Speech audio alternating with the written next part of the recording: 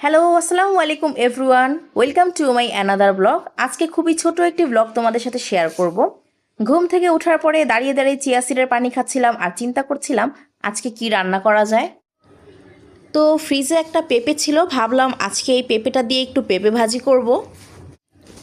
পেঁপে ভাজি করার জন্য আমি এখানে একটা পেঁপে নিয়ে নিলাম।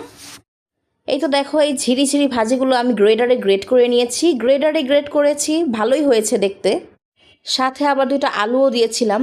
বটিতে বা ছুরি দিয়ে এই ভাজিগুলো কাটতে কিন্তু আমার অনেকটা সময় লেগে যেত, গ্রেডারে গ্রেড করেছি মাত্র 5 মিনিটে হয়ে গেছে।